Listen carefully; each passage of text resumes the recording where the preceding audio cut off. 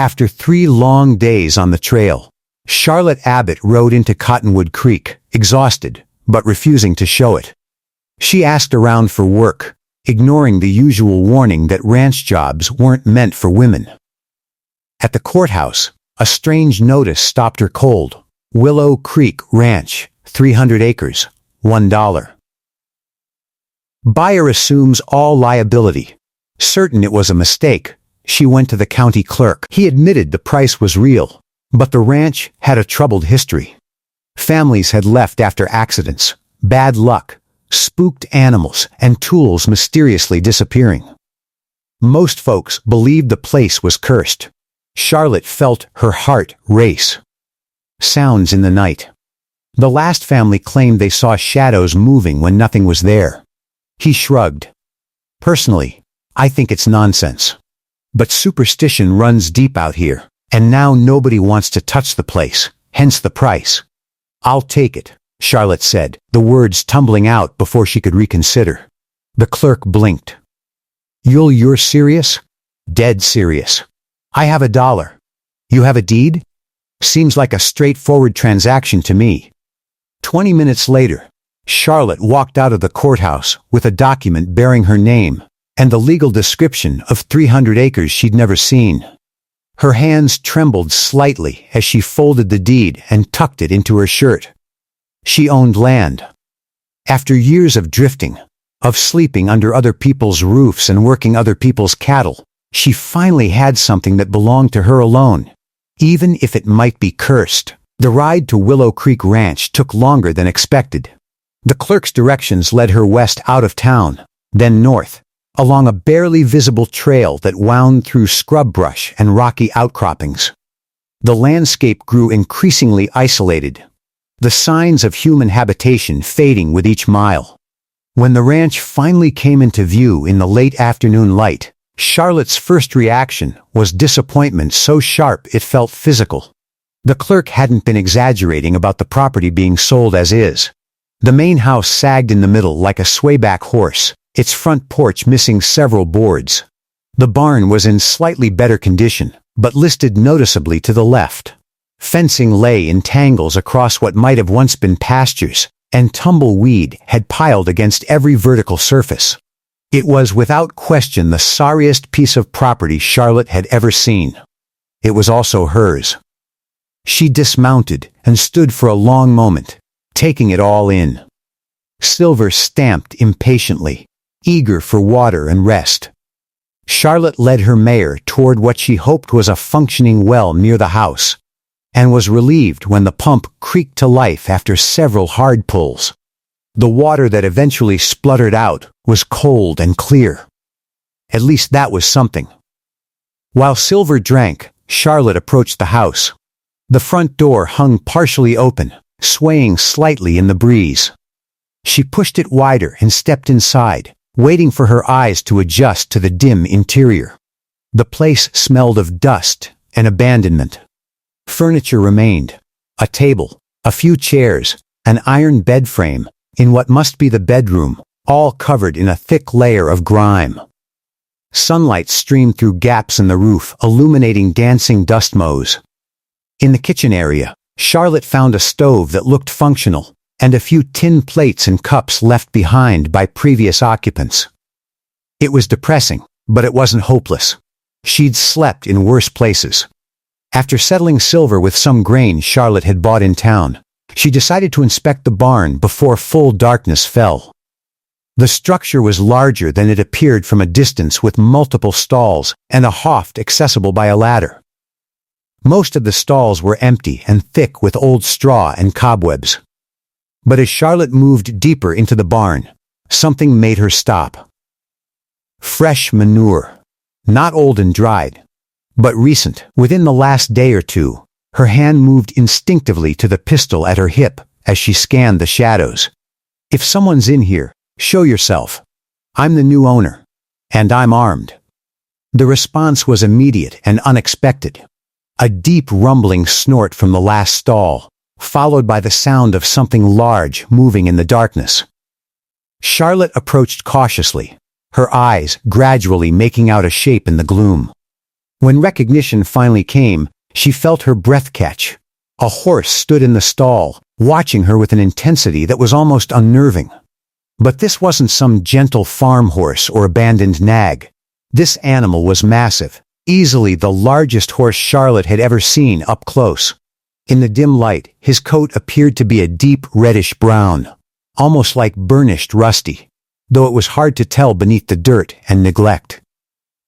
What struck Charlotte most was the intelligence in his eyes. This horse was studying her just as carefully as she was studying him, assessing whether she represented threat or opportunity. "Well," Charlotte said softly, "I wasn't expecting a roommate." The horse's ears flicked toward her voice, but he didn't move closer or retreat. He simply watched and waited. Charlotte could see he was in rough shape. His ribs were too prominent. His coat was matted with burrs and mud, and his hooves looked like they hadn't been trimmed in months. But underneath the neglect was an animal of remarkable quality, powerful hindquarters, a deep chest, a refined head that spoke of good breeding somewhere in his lineage. "How long have you been here?" Charlotte asked, keeping her voice low and calm. "Did the last owners just leave you?" The horse snorted again, softer this time, almost like an answer. Charlotte backed away slowly, not wanting to spook him. "All right, I'm going to get myself settled for the night. Tomorrow, we'll figure out what to do about you." As she left the barn, she could feel the horse's gaze following her into the darkness. That night, Charlotte lay on the dusty floor of the ranch house wrapped in her bedroll, too tired to do more than minimal cleaning. Through the broken roof, she could see stars scattered across the black sky like spilled salt. Somewhere in the distance, a coyote howled, and from the barn she occasionally heard sounds of movement, her mysterious equine companion making his presence known. Charlotte's mind churned with questions. Who owned the horse? Had he been left behind, deliberately or by accident? How had he survived on his own for what must have been weeks or months? And most pressingly, what was she supposed to do about him? She had no legal claim to the animal. Technically, he might belong to the previous owners, or he could be stolen property, or he might have simply wandered onto the ranch from somewhere else. Taking possession of him could constitute horse theft, which was still a hanging offense in some jurisdictions. But as Charlotte stared up at the stars, she felt a strange certainty settling over her. She and that horse were meant to find each other. Both abandoned, both surviving against the odds, both too stubborn to quit even when circumstances said they should. Tomorrow, she decided she'd start earning his trust. Whatever his story was, they were in this together. Now, dawn came too early, announced by roosters that Charlotte hadn't known existed on the property. She dragged herself upright, every muscle protesting after days of travel and a night on a hard floor. Her first priority was getting a fire going in the stove and making coffee strong enough to wake the dead. While she waited for the coffee to boil, Charlotte took stock of her supplies.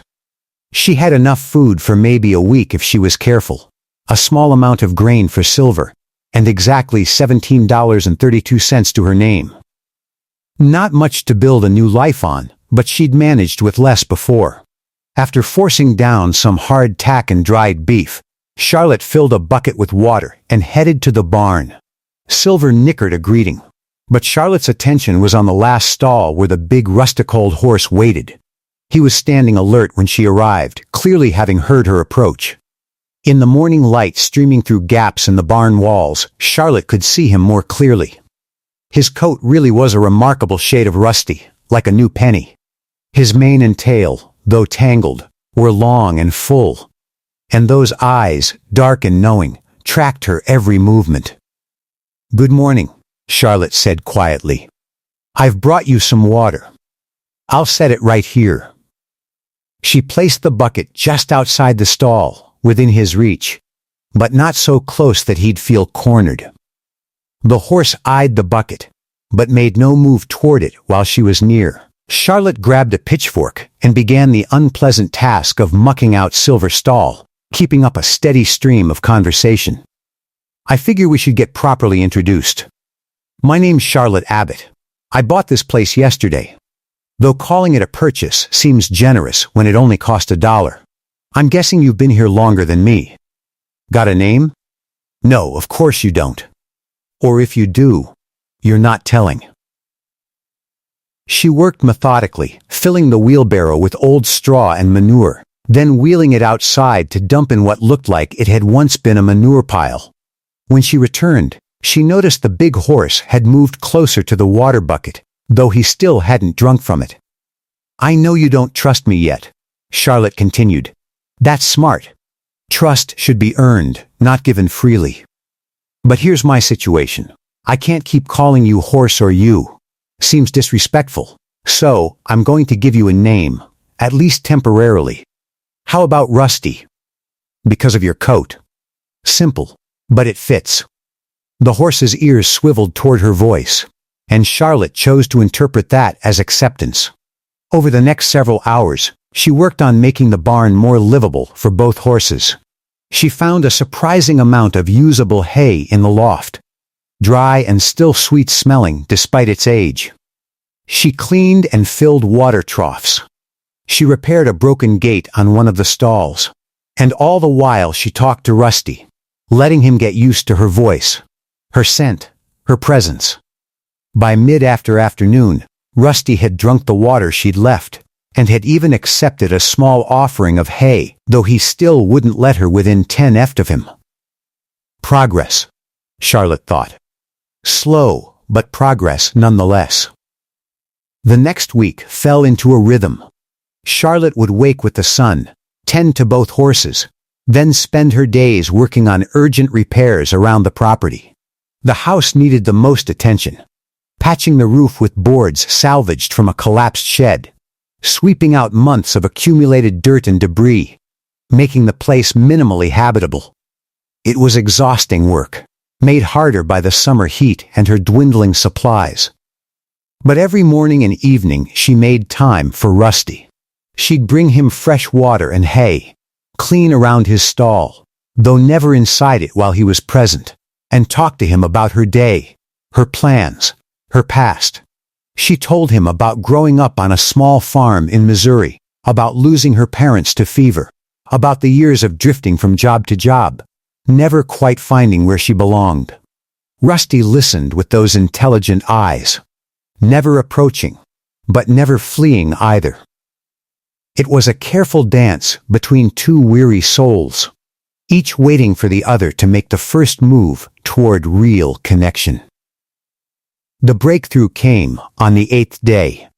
Charlotte had been singing while she worked, an old hymn her mother used to hum while cooking dinner.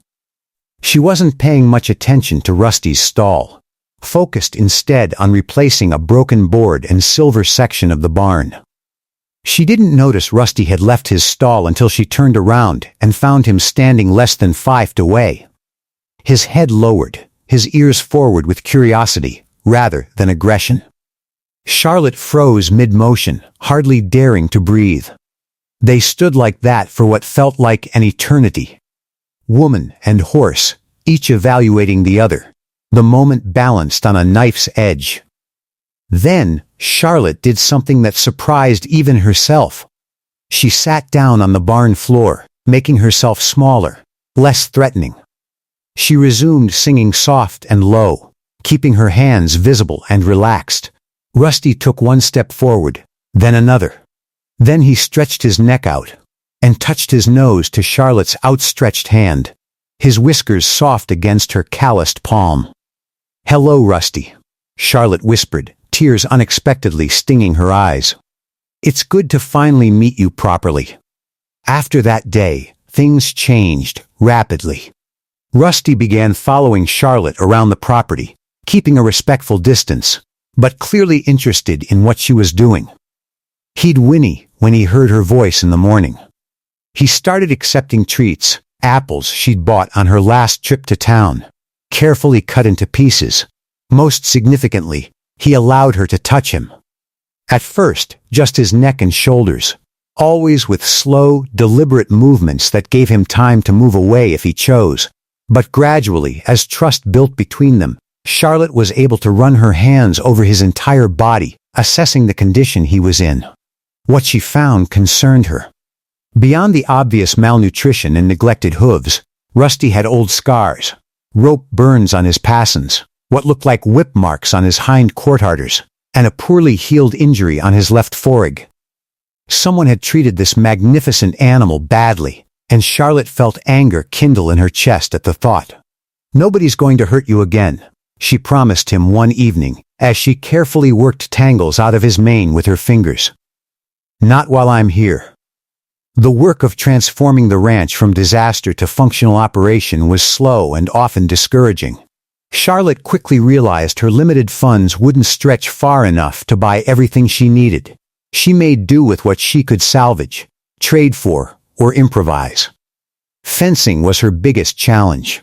Miles of barbed wire lay rusted and useless. The wooden posts rotted through or missing entirely. She managed to repair small sections using wood from collapsed-out buildings, but it was like trying to empty an ocean with a teaspoon. On one of her trips to town for supplies, Charlotte stopped at the general store and found herself face to face with the owner, a weathered man in his 60s named Mr. Briggs. "You're the woman who bought the Willow Creek place," he said. It wasn't a question. "That's right. For $1, he continued, a slight smile playing at the corners of his mouth. "The best dollar I ever spent," Charlotte replied evenly. Briggs studied her for a long moment. "You got guts, I'll give you that. Most folks who've tried that property didn't last a month before the bad luck drove them off. I don't believe in bad luck, just hard work and stubbornness." "Well, you'll need both in generous quantities." He began gathering the items on her list. Word of advice. Some of the ranchers around here aren't happy about a woman trying to run a property on her own. They think it makes them look bad, or that you'll fail and drag down property values. Watch yourself. Charlotte felt a chill despite the warm day. Thanks for the warning. As she loaded her supplies onto Silver, a group of men emerged from the saloon across the street. One of them, a stocky man with a red face and an aggressive posture, called out to her. "That's her, boys." The lady rancher. Laughter followed his words, ugly and mocking. Charlotte kept her eyes forward and her hands steady, refusing to give them the reaction they wanted. But as she rode out of town, she could feel their eyes on her back like physical weight. The first real threat came 2 weeks later. Charlotte had been working on repairing a water trough near the house, when Rusty suddenly appeared from the pasture where he'd been grazing. His entire body was tense, his ears pinned back, his nostrils flaring. He positioned himself between Charlotte and the road, clearly agitated by something she couldn't yet see. Then she heard it. The sound of approaching riders. 3 men on horseback emerged over the rise, riding onto her property with a casual arrogance of people who didn't expect to be challenged. Charlotte recognized one of them as the red-faced man from town, though she didn't know his name. She straightened up, wiping her hands on her pants, and waited for them to approach. Rusty stayed close to her side, his body practically vibrating with tension. The riders stopped about 20 feet away, their horses dancing nervously under Rusty's unwavering stare. "Afternoon," the red-faced man said, his tone falsely jovial. "Name's Tom Hackett. These are my associates. We own property adjacent to yours, Mr. Hackett." Charlotte nodded. "What can I do for you?" "Well, that's just it. You can't do anything for us. But we might be able to do something for you." He leaned forward in his saddle.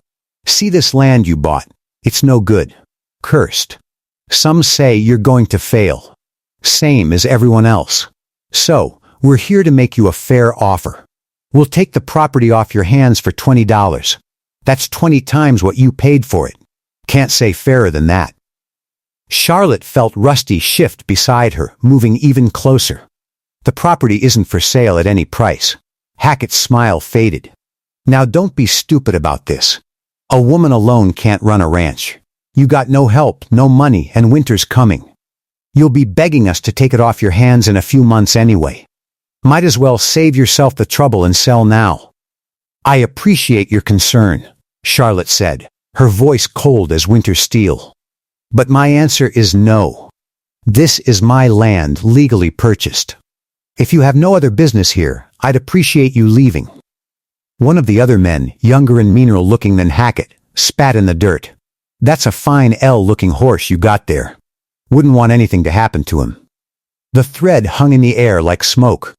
Charlotte's hand drifted toward her hip where her pistol rested, and the men noticed. Hackett held up a hand. Now, no need for unpleasantness. We're just being neighborly. But you think about our offer, Miss Abbott. Things have a way of going wrong for people who don't have friends out here. They turned their horses and rode away. But Charlotte knew this wasn't over. As they disappeared from sight, she rested a hand on Rusty's neck, feeling the coiled power beneath his coat. They're going to be trouble, she said quietly. Both of us need to be careful from now on. That night, Charlotte barely slept. Every sound outside had her reaching for her rifle, imagining Hackett and his men returning under cover of darkness. But the night passed without incident, and morning brought a new day of endless work. As weeks passed, the harassment escalated in small ways. Tools disappeared from where Charlotte left them. A section of fence she'd just repaired was torn down overnight. She found boot prints near the barn one morning. Evidence someone had been creeping around while she slept. Most disturbing was the morning she found a dead coyote hanging from her gate. A clear message that worse things could happen if she didn't leave. Charlotte cut it down and buried it, her jaw set with determination. She'd survived too much to be scared off now. Rusty became increasingly protective during this period. He'd position himself between Charlotte and any potential threats, his ears constantly swiveling to catch sounds she couldn't hear. At night, he'd stay near the house rather than in the barn, a self-appointed guardian watching over the property. One evening, as Charlotte sat on the porch cleaning her rifle, Rusty stood nearby, his head high as he surveyed their small kingdom. "You know what I think?" Charlotte said aloud. "I think someone hurt you badly before you came here. That's why you were so wary at first. And I think maybe you're protecting me because you understand what it's like to need protection." Rusty turned his head to look at her.